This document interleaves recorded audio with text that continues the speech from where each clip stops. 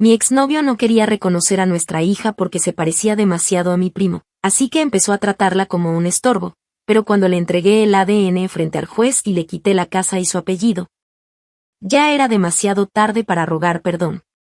Yo no supe de inmediato que mi ex iba a convertirse en una pesadilla, porque nadie te prepara para ver cómo alguien a quien amaste se va pudriendo lentamente hasta convertirse en una versión patética y miserable de sí mismo.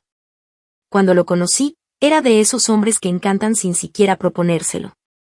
No porque fuera particularmente guapo, ni millonario, ni extraordinario, sino porque tenía esa sonrisa de tipo confiado, ese aire de seguridad que muchos confundimos con estabilidad emocional. Y esa forma de hablar que parecía prometer que jamás te ibas a sentir sola. Yo venía de una etapa dura. Había terminado una relación tóxica con alguien que me controlaba hasta la ropa que me ponía, y por primera vez en mucho tiempo sentí que podía respirar tranquila. Él no era perfecto, pero en comparación, parecía un respiro. Al principio fue todo lento, sin prisas. Empezamos a salir, a conocernos sin presiones. No hubo esa ansiedad desesperada por ponerle etiquetas. Solo era él y yo, compartiendo ratos, risas, conversaciones largas hasta la madrugada. Era de esos que te hacen sentir vista. Me escuchaba, o eso parecía. Y cuando dijo que quería algo serio conmigo, que no estaba jugando ni buscando una aventura más, yo lo creí. Tenía sentido. Era atento, responsable con su trabajo, y parecía tener los pies en la tierra. Llevábamos poco más de 3 años juntos cuando empecé a sospechar que algo dentro de mí había cambiado. Yo siempre había sido irregular, así que tardé unas semanas en hacerme la prueba, pero el día que vi las 2 rayitas, no sentí miedo. Sentí paz. Me tomó unas horas reunir el valor para decírselo, no porque pensara que él reaccionaría mal, sino porque quería encontrar la forma perfecta de contárselo. Imaginé un momento bonito, algo íntimo. Terminó siendo una conversación en la cocina, de noche, después de la cena. Yo estaba nerviosa, sí, pero también ilusionada. No sabía que esa noche marcaría el comienzo del final. Cuando le dije que estaba embarazada, su primera reacción fue quedarse en silencio. No parecía enojado, tampoco asustado. Solo se quedó mirándome, como si le hubiera hablado en otro idioma. Luego respiró profundo, se acercó, me abrazó sin decir nada, y después de un rato murmuró que no era el mejor momento, pero que saldríamos adelante. No fue la reacción que esperaba, pero tampoco me alarmó. Pensé que era natural, que estaba procesándolo. Lo vi más callado en los días siguientes, más metido en su mundo, pero seguía ahí. Me acompañó a la primera cita médica, puso su mano sobre la mía cuando escuchamos el latido por primera vez, y dijo que parecía el tambor de una banda marchando directo a su vida. Pero conforme avanzaban los meses, empecé a notar pequeñas grietas. Comentarios que parecían inocentes, pero que dejaban un sabor amargo. Como cuando me preguntó si estaba segura de las fechas, o cuando bromeó con que la criatura iba a salir igualita a mi familia. Pensé que era solo su manera torpe de lidiar con los nervios. Que estaba asustado. Que no sabía cómo ser papá. Nunca imaginé que esa incertidumbre se convertiría en resentimiento. Que de repente, la ternura daría paso a la frialdad. Durante el embarazo se volvió ausente. No físicamente, porque aún vivíamos juntos, pero emocionalmente no estaba ahí. Me hablaba solo de cosas prácticas, dinero, seguros, el cuarto del bebé. Pero ya no había caricias espontáneas, ni interés por sentirla moverse. Se convirtió en un compañero de cuarto con cara de piedra. Y cuando le preguntaba si todo estaba bien, decía que estaba estresado por el trabajo, que no era el momento para dramas. Me costó meses aceptar que algo estaba profundamente roto. Pero yo me aferraba a la idea de que cuando naciera la niña, todo cambiaría. Pensaba que al verla, al tenerla en sus brazos, se rompería el hielo y entendería que ya no importaban sus dudas ni sus miedos. Que la conexión sería automática, como en las películas. Pero no fue así. Y eso fue, tal vez, lo más desgarrador de todo. Ver que alguien podía mirar a su propia hija como si fuera un error que le arrojaron encima sin su consentimiento. Una criatura indefensa que solo pedía amor y que él no era capaz de tocar sin parecer incómodo. No puedo olvidar su cara en el hospital. No era la de un padre emocionado. Era la de alguien que se sentía atrapado. Atrapado con una mujer que ya no amaba y con una niña que no reconocía como suya. Lo más cruel fue que no me lo dijo directamente. No me enfrentó. No tuvo el valor. Solo empezó a hacer comentarios hirientes, disfrazados de sarcasmo o preocupación. Decía que la niña no se parecía a él, que tenía una expresión rara, o que sus facciones eran más de tu lado de la familia. Mencionó a mi primo varias veces, como si buscara sembrar una duda que ni siquiera él creía del todo, pero que le servía como excusa para desconectarse emocionalmente. Y así fue como comenzó su retirada. Una retirada cobarde, lenta, disfrazada de apatía. Porque no fue que se fue de golpe. Fue apagándose. Fue retirando las manos, los besos, la responsabilidad. Fue dejando de verla como suya. Y cada vez que le pedía que se implicara, que hiciera algo, lo que fuera, siempre encontraba una forma de esquivar. Decía que tenía trabajo, que estaba cansado, que ella era muy pequeña para que él pudiera conectar. Que tal vez cuando hablara, cuando caminara, cuando hiciera algo real, entonces podría ser su papá. Yo sabía que eso era una excusa. Porque los padres que quieren estar, están desde el primer respiro. No necesitan condiciones. La casa se volvió un campo minado. Yo con mi posparto, sola, agotada, y él haciendo lo mínimo, pero esperando que se lo agradeciera como si estuviera haciendo un sacrificio. Me tocaba todo, las noches sin dormir, las visitas médicas, los llantos, el miedo. Él solo aparecía para quejarse de que la niña lloraba mucho o de que yo no era la misma de antes. Y claro que no lo era. Había parido. Estaba sangrando. Tenía grietas en el pecho y la espalda destruida. Pero él esperaba a la mujer de antes, a la que le reía los chistes, le cocinaba por gusto y tenía energía para escucharlo hablar del trabajo. Lo peor fue darme cuenta de que no estaba lidiando con un padre joven que no sabía cómo manejarse. Estaba lidiando con un tipo que había decidido, consciente y cruelmente, que la niña no era suya, que no valía su tiempo, su amor, ni su nombre. Y así, en silencio, supe que esa historia de amor que había idealizado no solo estaba muerta, sino que iba a dejar cicatrices. Pero no las que te hunden. Las que te obligan a levantarte. Porque si él había decidido borrarse, yo iba a asegurarme de que su ausencia no fuera un favor, sino una sentencia. No por venganza en ese momento, sino por justicia. Porque ninguna niña merece crecer sintiendo que fue una carga. Y ningún hombre merece seguir caminando por el mundo como si no hubiera dejado una hija atrás. Porque algún día, todo se devuelve. Y cuando le llegara la hora de enfrentar lo que sembró, iba a encontrarme enfrente, con todas las pruebas, y con el valor que a él siempre le faltó. Actualización 1. Habían pasado apenas unas semanas desde que salimos del hospital cuando empecé a notar un patrón. No fue una explosión repentina, no hubo una gran pelea donde me dijera de frente que dudaba de la paternidad. No. Él fue mucho más cobarde.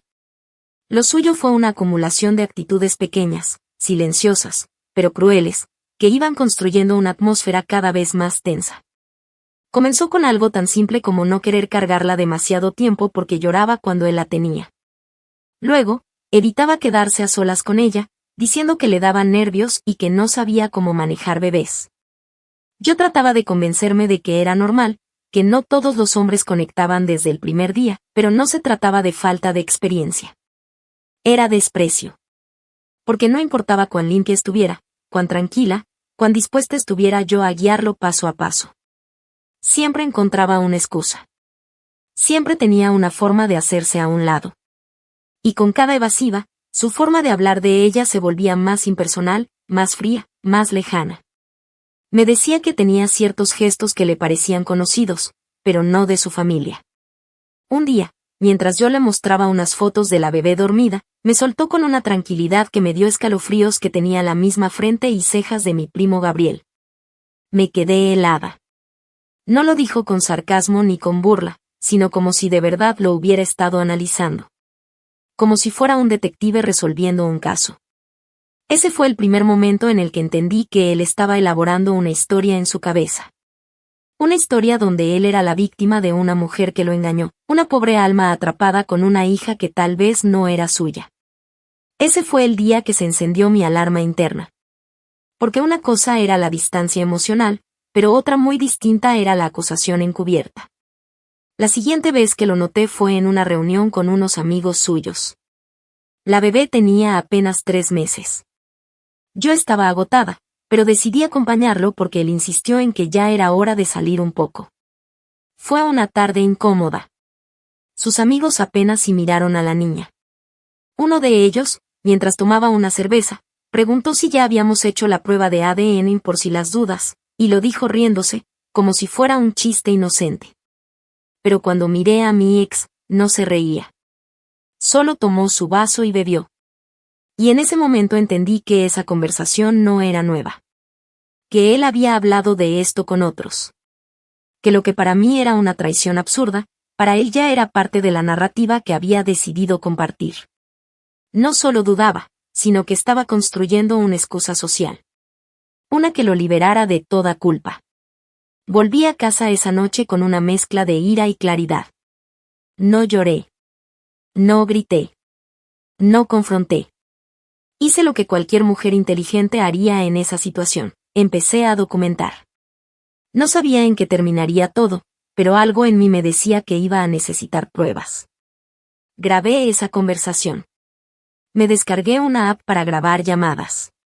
Tomé captura de todos los mensajes donde se quejaba de la niña, donde insinuaba cosas, donde decía que no se sentía conectado porque ella parecía de otro. Y sobre todo, me aseguré de escribir un pequeño diario digital, privado, con fechas, detalles, comentarios, y cada palabra que me doliera. Me volví meticulosa. Precisa. Porque entendí que si él estaba construyendo su defensa, yo debía preparar mi ofensiva. Pero no me detuve ahí. Empecé a revisar mis opciones legales. Leí sobre la posibilidad de hacer una prueba de paternidad sin necesidad de su consentimiento directo, utilizando documentación médica y pruebas genéticas indirectas. Consulté con una amiga que trabajaba en una clínica, preguntando entre líneas, y ella fue la que me confirmó que, si la situación escalaba, existían formas de respaldar mi versión sin involucrarlo directamente. No porque tuviera miedo del resultado, sino porque quería estar un paso adelante. Porque si él quería jugar al juego de las dudas, entonces iba a terminar aplastado con la evidencia. La venganza no comenzó con un grito ni con una denuncia. Comenzó con una libreta digital donde anoté palabra por palabra cuando me dijo, una noche cualquiera, que quizás me había confundido de padre. Comenzó cuando su madre, sí, su madre, me llamó para decirme que entendía su confusión y que lo mejor era que me hiciera a un lado para no arruinarle la vida. La muy bruja tuvo la osadía de decirme que hay que saber cuándo ceder, hija, y tú te estás aferrando a algo que no es real. Anoté eso también. Grabé esa llamada. Todo. Porque algún día, todas esas palabras iban a ser leídas o escuchadas por alguien con una toga, con poder, y con muy poca paciencia para hombres como él. Mientras tanto, yo seguía criando sola. Me tocaba cargar con el peso emocional de una niña que no sabía lo que pasaba, pero que sentía todo. Me tocaba explicar por qué papá no aparecía en las fotos, por qué no la cargaba, por qué no hablaba con ella. Y mientras él se paseaba por fiestas con la sonrisa de quien no debe nada, yo acumulaba cada recibo, cada gasto, cada cita médica. Porque si su plan era escapar sin consecuencias, yo me iba a encargar de que cada paso en falso se le clavara como un clavo en la reputación que tanto protegía. Y lo mejor, o lo peor, según cómo se mire, es que mientras más me ignoraba, mientras más se alejaba, más fácil me hacía el trabajo. Porque él no sabía que ya no me dolía. Que ya no me afectaban sus rechazos. Que lo único que me mantenía en pie era la idea de verlo arrastrarse cuando ya no pudiera sostener la mentira.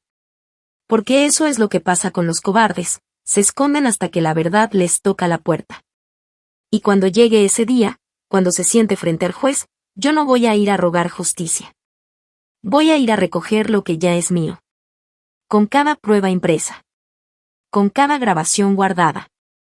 Y con una hija a mi lado que nunca más llevará un apellido que no merece. Actualización 2. Pasó poco más de un año desde que comenzó a alejarse de forma casi definitiva. La niña ya caminaba, balbuceaba palabras, me señalaba con su dedito cuando quería agua, y ya reconocía los rostros que sí le daban amor. El suyo no estaba entre ellos. De hecho, hacía tanto que no lo veía que si lo cruzaba en la calle no lo habría reconocido. Y honestamente, eso me servía. Porque mientras él hacía de cuenta que no existíamos, yo tenía tiempo para perfeccionar cada pieza del rompecabezas que algún día iba a volcar contra él en una corte. Aunque en ese momento todavía no sabía cómo ni cuándo, tenía claro que la paciencia era mi mejor herramienta. Y la suya, su peor enemigo. Porque cada vez que abría la boca para seguir negando, cada vez que repetía la misma historia de que la niña no era suya o que yo era una vividora que le encajó un hijo ajeno, me regalaba más pólvora para mi artillería legal. Un día cualquiera, sin previo aviso, me llegó un mensaje. Primero desde un número desconocido, pero supe que era él desde la primera palabra. Decía que quería hablar de forma civilizada.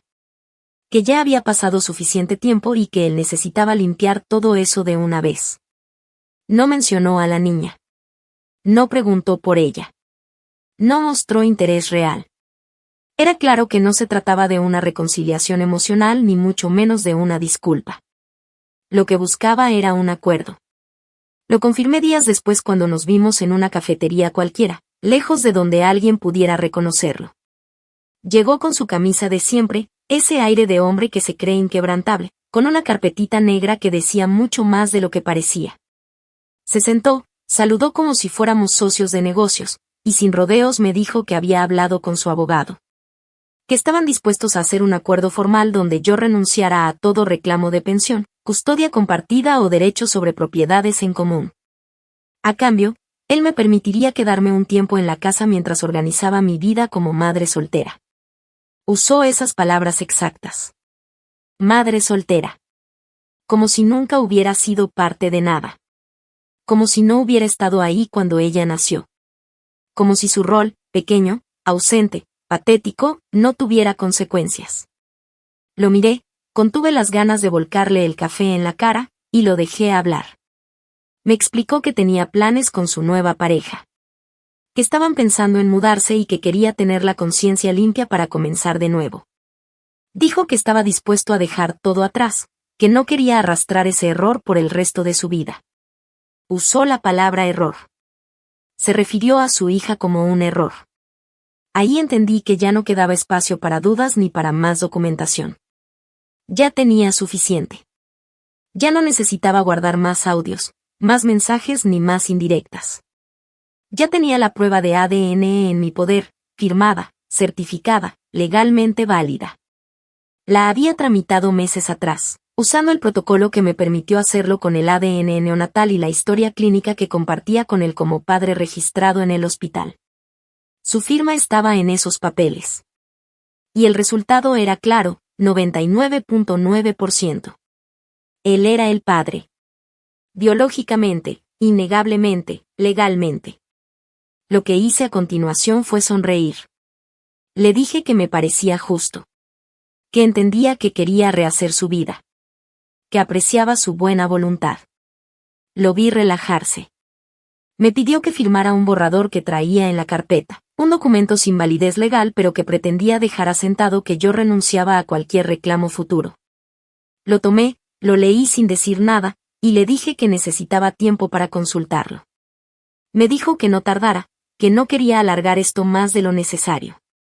Yo asentí, me levanté, le di la mano y me fui.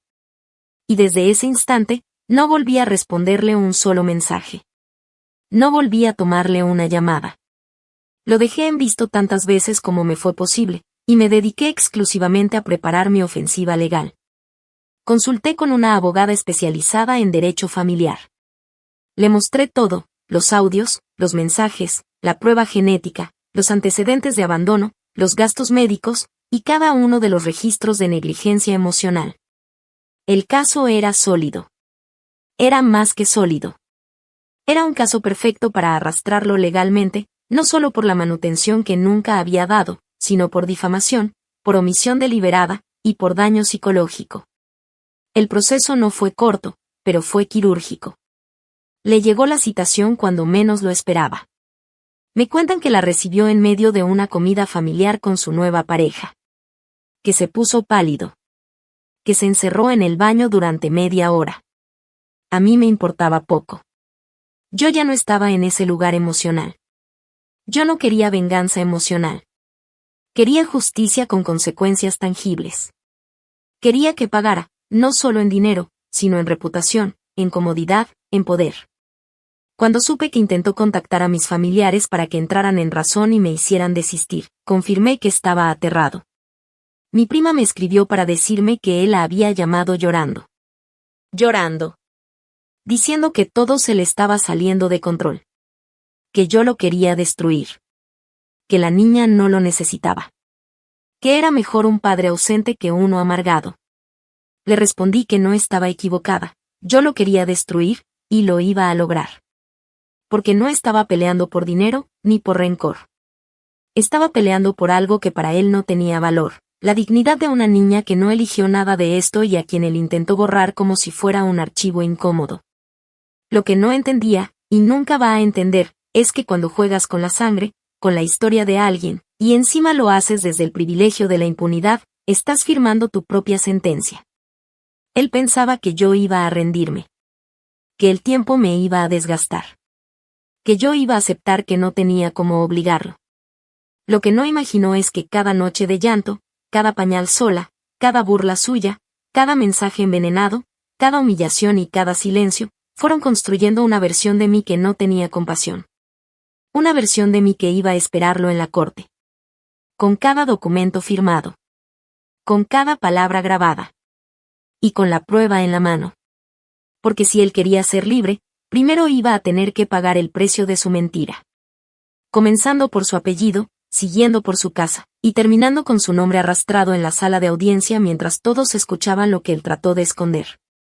Ya no se trataba solo de hacerle entender. Se trataba de dejarlo sin margen. Sin salida. Sin historia que contar. Porque esta vez, la única versión que iba a importar era la mía. Y no necesitaba adornos. Solo necesitaba que el juez leyera cada palabra. Actualización 3. El día de la audiencia fue una de esas fechas que no se te olvidan ni aunque vivas 100 años más. No por lo que pasó, sino por lo que significó. No se trataba solo de un juicio por manutención, ni siquiera de una pelea por derechos legales. Era el momento en que todas sus palabras, sus desprecios, sus silencios y sus actos de abandono iban a tomar forma y convertirse en algo visible, documentado, irreversible. Yo no estaba buscando que me dieran la razón en voz alta, no necesitaba que el juez me diera palmaditas en la espalda. Yo quería que todo lo que él había hecho en la oscuridad saliera a la luz y lo dejara desnudo, sin coartadas, sin excusas, sin ese aire de hombre correcto que tanto se había esforzado por mantener. Me levanté ese día más temprano que nunca, no porque lo necesitara, sino porque simplemente no podía dormir. Llevaba semanas repasando cada detalle, cada documento, cada audio, cada fecha. Imaginando qué diría, cómo lo intentaría manipular todo a su favor, con qué cara iba a aparecer frente al juez. Me vestí con calma, pero elegí con intención. No por él, sino por mí. Porque quería que al mirarme se diera cuenta de que ya no era la misma mujer que él dejó cansada, vulnerable, emocionalmente rota. Quería que entendiera, sin que yo tuviera que decirlo, que ahora tenía frente hacia a alguien que ya no dudaba, que ya no temblaba, que no le debía ni una sola explicación. Fui con mi hija en su cochecito, dormida, con una manita agarrando su muñeco favorito. Y aunque no tenía idea de lo que estaba a punto de pasar, ella era mi centro. Todo esto era por ella. Él llegó como lo hacen los que todavía creen que tienen algo que perder. Bien vestido, con una camisa perfectamente planchada, un peinado que claramente no era suyo, porque jamás se había preocupado tanto por su apariencia cuando estábamos juntos, y con la mirada baja. Como si se sintiera avergonzado pero no por lo que había hecho, sino por el hecho de tener que dar la cara. Lo acompañaba una abogada. No una veterana curtida en batallas familiares, sino una joven que, por su expresión, ya sabía que le había tocado defender un caso podrido desde la raíz. No traía pruebas. No traía argumentos. Traía a un hombre que lo había perdido todo y que, en su desesperación, Creía que aún podía negociar con la verdad. La sala no estaba llena. Era una audiencia cerrada. Pero bastaron las personas presentes para que el ambiente se cargara. Mi abogada, impecable, organizó todos los documentos con una precisión milimétrica. Yo llevaba una carpeta de respaldo con cada copia impresa. Las pruebas no eran solo contundentes, eran demoledoras. Y cuando el juez entró y pidió que comenzara la exposición de los hechos, sentí una calma que jamás imaginé tener en un lugar así. No me temblaron las manos. No se me secó la boca. Solo quería que todo saliera. Que se leyera. Que se escuchara. Su abogada tomó la palabra primero. Lo intentó. Habló de dudas razonables, de relaciones tensas, de posibles malentendidos. Dijo que él se sentía excluido del proceso, que se le había negado la oportunidad de ejercer como padre, y que ahora solo buscaba claridad. El juez, con una seriedad impecable, le pidió evidencia. Un mensaje, una fecha, una sola prueba de que yo lo había alejado. No tenía nada. Solo palabras sueltas, suposiciones, y el testimonio de un hombre que había desaparecido durante más de un año. El juez no dijo mucho, solo pidió que continuáramos con nuestra parte. Mi abogada fue metódica, pausada y brutal. Expuso primero la cronología de los hechos: nacimiento, abandono emocional, omisión económica, negligencia médica, y luego la difusión de rumores para deslegitimar la paternidad. Le siguió una serie de grabaciones donde él, con su propia voz, decía que no podía criar a un hijo que tenía la cara del primo de su ex, que no estaba seguro de si era suyo, y que no iba a cargar con algo que no pedía. Después presentó los mensajes donde me ofrecía una salida digna a cambio de firmar un acuerdo que lo libraba de todo. Finalmente, colocó sobre la mesa la prueba genética, sellada, oficial, irrefutable: él era el padre biológico, con un 99.9% de certeza. Fue como ver un edificio derrumbarse en cámara lenta. No gritó. No se defendió con fuerza. Solo murmuró que no entendía cómo podía ser, que quizás había un error, que yo lo había manipulado para firmar papeles. Intentó victimizarse, decir que yo solo quería hacerle daño. Pero el juez ya había escuchado suficiente. Le interrumpió con firmeza. Dijo, palabra por palabra, que no solo había evidencia clara de su paternidad, sino un patrón sistemático de abandono, negación y daño emocional hacia una menor de edad. Le dijo que su falta de implicación no era producto de un error, sino de una decisión consciente y reiterada. Y que las decisiones tienen consecuencias. El veredicto fue una bomba de precisión. Se reconocía legalmente la paternidad y se me otorgaba a mí la patria potestad absoluta. Él quedaba fuera. No tendría voz, ni voto, ni derecho de aparecerse cuando le diera la gana. Además, se autorizaba el cambio de apellido inmediato de la niña, sin necesidad de su consentimiento. Y, como si eso fuera poco, debía compensarme económicamente por el tiempo de abandono, además de cubrir la manutención atrasada con intereses y penalidades. El juez ofreció dos rutas: embargo escalonado o liquidación de bienes. Él eligió la casa. Esa casa que una vez dijo que me estaba prestando. Esa casa que pensaba vender con su nueva pareja para financiar su nuevo comienzo. Esa casa, ahora, era legalmente mía. No sentí alegría. No hubo euforia. Solo una satisfacción fría, precisa, como la de quien ha terminado una cirugía complicada y ha extirpado un tumor. Lo vi salir por otra puerta, sin dignidad, sin futuro, sin esa sonrisa arrogante que tanto detestaba. Me contaron después que al llegar a su auto se sentó solo, sin hablar, con la cara en las manos, y no salió del estacionamiento en más de una hora. Mientras tanto, yo volvía a casa con mi hija, que despertó a medio camino, me miró con esos ojos gigantes que un día él dijo que no eran suyos, y me sonrió como si todo estuviera bien. Y en ese momento, lo estuvo. Porque yo ya no era la mujer rota que él dejó. Y ella ya no era la niña invisible que él quiso olvidar. Él perdió una hija. Yo le devolví el favor quitándole todo lo demás. Porque así se paga una traición como la suya. No con insultos. Con hechos. Con pruebas. Con sentencias selladas. Y con una historia que, a partir de ahora, se cuenta sin él. Actualización 4. Tras la audiencia, la vida entró en una etapa de calma tan profunda que me costaba recordar cómo era vivir sin la sombra constante de su presencia. Fue como si alguien hubiese bajado el volumen a una música molesta que llevaba sonando años. Por primera vez desde que quedé embarazada, sentí que tenía el control de mi vida completo, sin tener que andar recogiendo los pedazos que otro dejaba tirados por negligencia emocional o simple cobardía. La casa, esa casa que alguna vez compartimos, ya no tenía rastros de él. Eliminé cada objeto que me recordara su existencia, fotos, ropa vieja que había dejado, incluso los utensilios que solía usar los reemplacé. No por capricho, sino porque necesitaba purgar el espacio, limpiarlo no solo físicamente sino emocionalmente. No quería que mi hija creciera rodeada de silencios incómodos, ni que su historia estuviera plagada de huecos oscuros que nadie pudiera explicar con claridad. Ella crecía como una tormenta buena, con carácter y dulzura, con una curiosidad que me desarmaba y una forma de mirarme que me recordaba cada día que todo el infierno que había vivido valía la pena. Era inteligente, sensible, y sobre todo, segura. Y yo no lo digo como una madre que idealiza a su hija, sino como alguien que presenció, día tras día, como una niña se formaba sin que le faltara amor, a pesar de haber sido rechazada por quien debió darle el primero. Asistíamos a terapia familiar una vez por semana, y aunque a esa edad ella no entendía completamente lo que estaba procesando, su psicóloga me aseguró que el ambiente en el que vivía estaba haciendo una diferencia inmensa. Me dijo que los niños no necesitan familias perfectas, sino hogares estables, donde el afecto no se condicione y donde el abandono no se disfrace de madurez.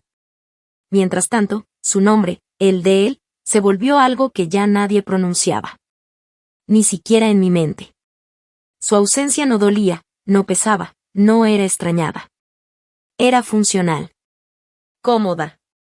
Como quitarse unos zapatos que aprietan demasiado. Pero sabía que el silencio de los cobardes rara vez es eterno. Y efectivamente, reapareció. Fue un martes, como cualquier otro.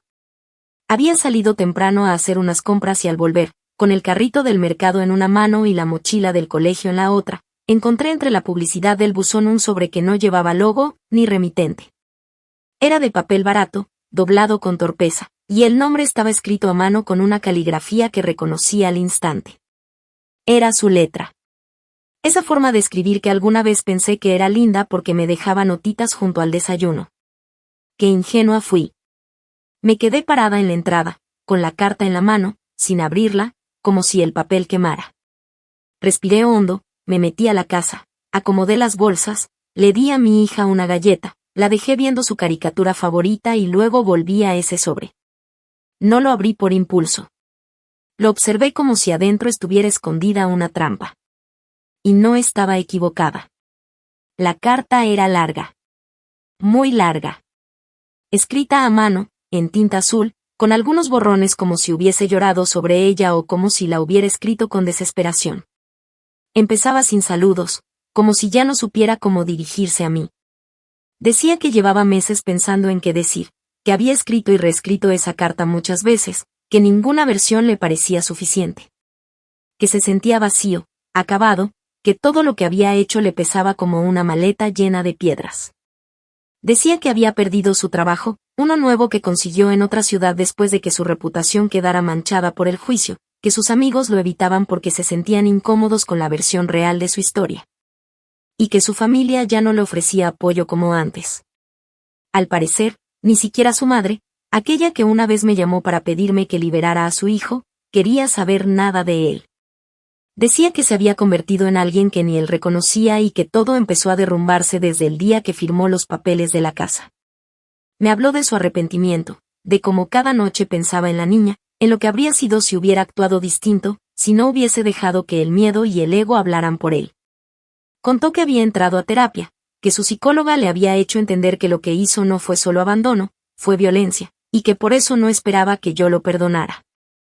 Que no escribía buscando una reconciliación ni pretendía modificar lo legal, que lo único que deseaba era tener una oportunidad de conocer a su hija. De mirarla a los ojos. De explicarle por qué falló. Por qué no estuvo. Y al final de la carta, como si no quisiera pedirlo directamente pero no pudiera evitarlo, escribió que si algún día ella quería saber quién era, él estaría ahí, aunque solo fuera para escucharla decir que no quería verlo jamás. Volví a doblar la carta con una serenidad que yo misma no me creía. No lloré. No temblé. No sentí compasión. Solo la guardé. No por apego, sino como una prueba más. Una evidencia de que al final, hasta los más soberbios caen. No respondí. No pensé siquiera en hacerlo. Y no por orgullo, sino porque entendí que no se trata solo de ofrecer disculpas cuando ya no te queda nada. Se trata de haber estado cuando más importaba. Y él eligió irse. Él eligió el desprecio. Él miró a su hija y decidió que no valía ni su nombre. Pensé mucho si debía contarle a ella, si debía decirle algún día que su padre escribió una carta. Pero la decisión fue fácil. No por ahora.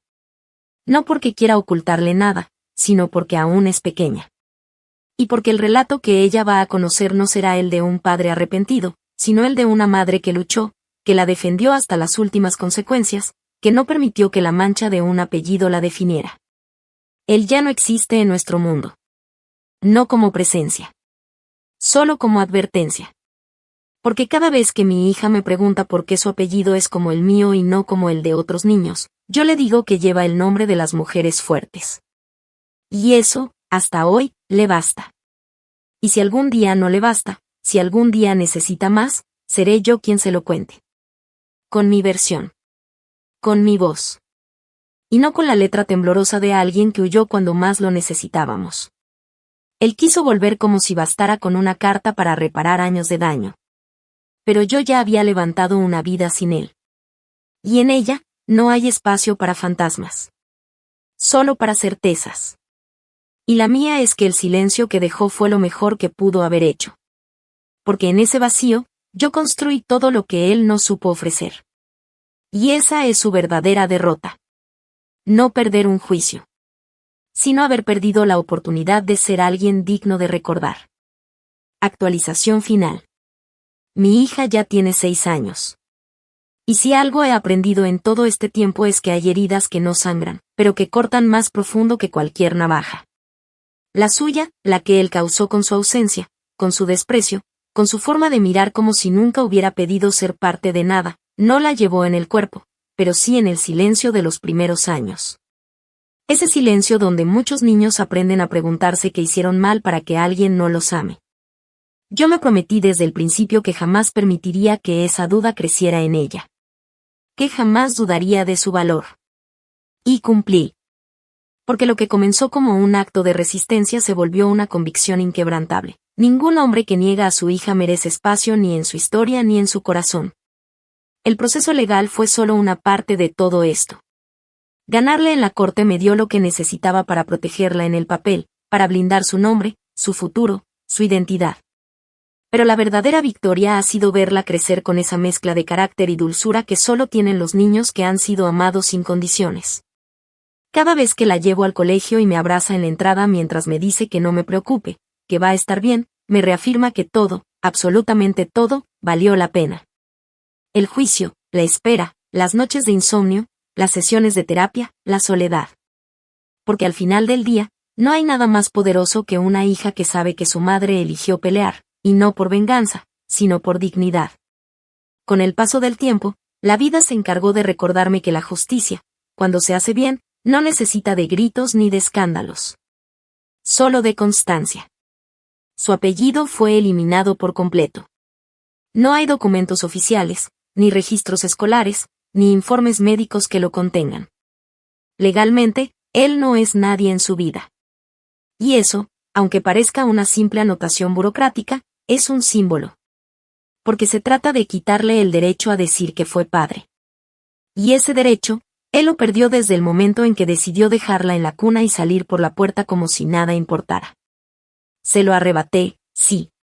Lo reclamé con pruebas, con testigos, con determinación.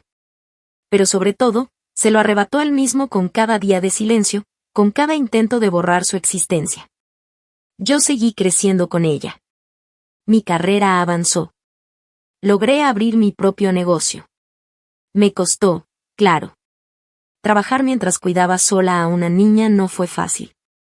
Pero construí algo nuestro. Algo que no tiene rastros de él, ni de su apellido, ni de su sombra. A veces pienso que si él volviera a pasar por la puerta de la casa, esa casa que ahora me pertenece legal y emocionalmente, no encontraría ni una sola huella de su paso. Porque borré hasta las grietas donde solía colarse su presencia. Pinté cada rincón. Cambié cada cerradura. Y cada pared ahora refleja una vida nueva. Una donde el único padre que importa es el que ella inventa en sus cuentos. Porque sí, a veces juega con la idea de que tiene un papá que es astronauta, o que viaja por el mundo salvando animales. Yo no le niego esos sueños. Porque si va a imaginar a alguien que no está, al menos que lo haga con magia. No con traumas. Un día, sin esperarlo, me llegó una llamada de un número que no conocía. No contesté. Era una tarde cualquiera. Estaba cocinando y mi hija hacía la tarea en la mesa. El número volvió a marcar 2 veces más. Al final, me dejó un mensaje de voz. No lo escuché. Lo borré sin abrirlo. Porque ya no tengo espacio para volver a invitarlo a una historia que escribió con tinta invisible. Yo tengo todo lo que necesito. Él no, y esa diferencia no se mide en dinero, ni en fama, ni en redes sociales. Se mide en paz.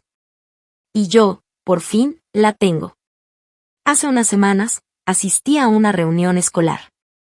Había una dinámica donde los niños debían presentar un dibujo de su familia. Cuando le tocó a mi hija, se paró frente a toda la clase, con su dibujo en mano, y dijo con la voz más segura que he escuchado: esta es mi mamá. Es mi familia entera. Ella me hizo todo lo que soy. Los ojos se me llenaron de lágrimas. Pero no de tristeza. De victoria. Porque eso es lo que construí. Un hogar que no necesita completarse con alguien que ni siquiera supo comenzar. Él, en cambio, debe vivir sabiendo que su hija no lo extraña. Que no pregunta por él. Que no lleva su nombre, ni en la boca, ni en la sangre, ni en los recuerdos. Y eso, por más cartas que escriba, por más culpas que intente lavar, no lo puede revertir. Porque hubo un momento, uno solo, en que tuvo que elegir entre su orgullo y su hija. Eligió lo primero. Y perdió todo lo demás. Y ahora, mientras ella duerme abrazando su oso favorito, mientras yo cierro el día sabiendo que nadie más que yo tuvo el valor de quedarse, puedo decir sin titubeos que lo destruí. No con venganza impulsiva. No con gritos. Lo destruí como destruye quien no se detiene, con tiempo, con pruebas, con justicia. Le quité su apellido. Le quité su casa. Le quité su lugar. Pero sobre todo, le quité la posibilidad de que alguien, algún día, lo llamara papá. Y eso no tiene reemplazo.